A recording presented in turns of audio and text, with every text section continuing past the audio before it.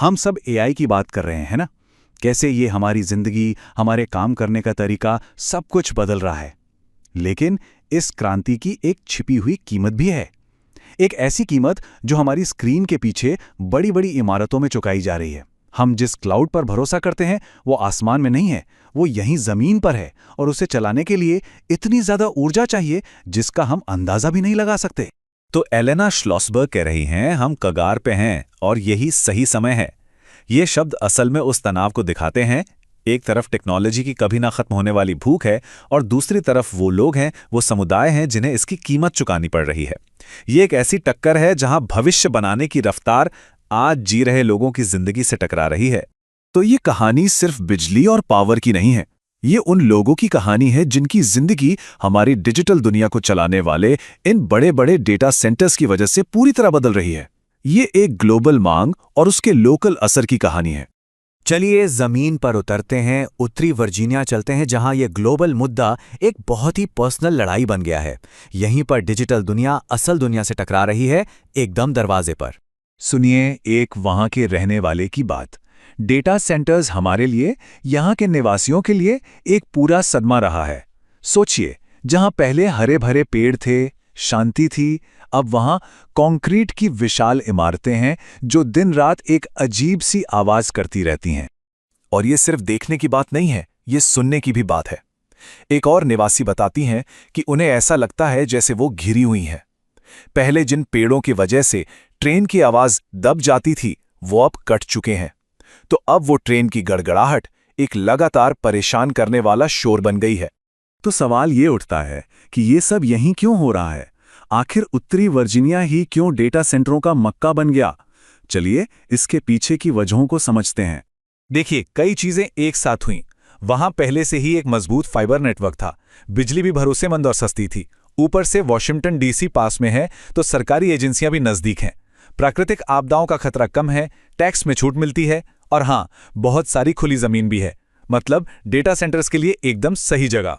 तो आखिर इन बड़ी बड़ी खिड़की रहित इमारतों के अंदर होता क्या है? चलिए दरवाजे के पीछे झांकते हैं और समझते हैं कि हमारी डिजिटल दुनिया के ये इंजन असल में कितने ताकतवर हैं और उन्हें कितनी ऊर्जा चाहिए। तो डेटा सेंटर है क्या? आसान भाषा में, ये एक ऐसी इमारत है जिसका सिर्फ एक ही काम है, ये पक्का करना कि जो भी कुछ ऑनलाइन होता है, ईमेल से लेकर मूवी देखने तक, वो 24 घंटे 7 दिन चलता रहे। और इसके लिए इसे लगातार बिजली और कूलिंग की जरूरत पड़ती है। अब देखिए, एक डेटा सेंटर के अंदर कई डेटा हॉल्स होते हैं।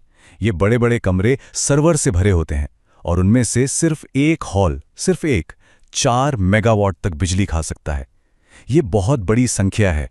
लेकिन 4 मेगावाट का मतलब क्या है? मतलब असल जिंदगी में ये कितनी बिजली हुई? चलिए इसे जरा आसान बनाते हैं। एक डेटा हॉल, सिर्फ एक, इतनी बिजली इस्तेमाल करता है जिससे लगभग 12,000 घर रोशन हो सकते हैं। और याद रखिए, एक इमारत के अंदर ऐसे कई हॉल होते हैं। सोचकर देखिए जरा। और अब कहानी में एक नया मोड़ आता है, एक ऐसा फैक्टर जो इस पूरी समस्या को कई गुना बढ़ा रहा है। जी हां, आर्टिफिशियल इंटेलिजेंस। चैट जीपीटी जैसे मॉडल्स के आने के बाद तो मानो बिजली की मांग का पूरा खेल ही बदल गया है। इस ग्राफ को देखिए, ये डेटा सेंटर एली की कहानी बता रहा है। आज की तारीख में मांग है 5 गीगावाट्स, लेकिन अंदाजा है कि ये बढ़कर 40 गीगावाट तक पहुंच जाएगी। एक सरकारी रिपोर्ट ने तो इस मांग को अनकंस्ट्रेन्ड कहा है, मतलब जिसकी कोई सीमा ही ना हो। तो अचानक इतनी बिजली की जरूरत क्यों पड़ गई? वजह है टेक्नोलॉजी में एक बड़ा बदलाव। देखिए, पहले के कंप्यूटर चलते थे सीपीयू यानी सेंट्रल प्रोसेसिंग यूनिट पर, लेकिन एआई को चाहिए जीपीयू यानी ग्राफिक्स प्रोसेसिंग यूनिट। ये बहुत ज्यादा शक्तिशाली होते हैं और हां, 5 से 10 गुना ज्यादा बिजली भी पीते हैं।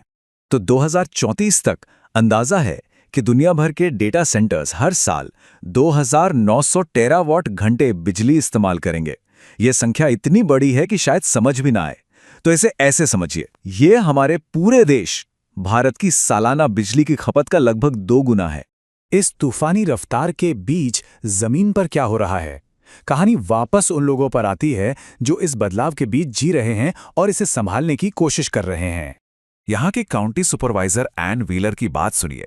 वो कहती हैं, अच्छी बात यह है कि डेटा सेंटर से रेवेन्यू आता है, लेकिन हर चीज एक हद में होनी चाहिए। और यही तो असली चुनौती है, पैसे और लोगों की जिंदगी के बीच संतुलन कैसे बनाया जाए। वो आगे कहती हैं, ये औद्योगिक गोदाम हैं, इन्हें घरों, स्कूलों या नेशनल पार्क्स के पास नहीं होना चाहिए।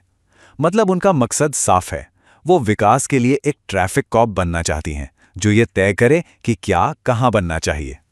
और जो आम नागरिक हैं वो भी चुप नहीं हैं। वो जिम्मेदार डेटा सेंटर विकास की मांग कर रहे हैं। उनका तर्क बहुत सीधा है। वो कहते हैं कि अगर गाड़ियों के लिए स्पीड लिमिट हो सकती है तो इतने बड़े और ताकतवर उद्योग के लिए भी तो कुछ नियम कानून होने चाहिए। और आखिर में ये कहानी हमें कुछ बड़े सवालों के सामने लाकर खड़ा कर देती है। ये सिर्फ वर्जीनिया की बात नहीं है, ये हम सब की कहानी है। ये उन समझौतों की कहानी है जो हम सब अपनी डिजिटल जिंदगी की सहूलियत के लिए कर रहे हैं।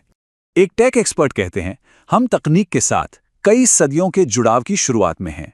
मुझे उम्मीद है कि हम इस संबंध में अपनी मानवता नहीं खोएंगे। ये शब्द हमें याद दिलाते हैं कि हम एक बहुत ही अहम मोड़ पर खड़े हैं। आज हम जो फैसले लेंगे वो आने वाली पीढ़ियों के लिए रास्ता तय करेंगे। तो ये हमें इस आखिरी सवाल पर छोड़ जाता है, हम डिजिटल तरक्की और इंसानी अनुभव के बीच संतुलन कैसे बनाएं? अगली बार जब कोई अपने फोन पर कुछ सर्च करे या एआई से कोई सवाल पूछे, तो ये याद रखना जरूरी है कि उस एक क्लिक के पीछे एक पूरी दुनिया है, एक ऐसी दुनिया जिसके असल दुनिया में ठोस नतीजे होते हैं। सवाल यह है कि हम इस ताकत का इस्तेमाल कैसा भविष्य बनाने के लिए करते हैं, एक ऐसा भविष्य जहां टेक्नोलॉजी और इंसानियत दोनों एक साथ आगे बढ़ सके।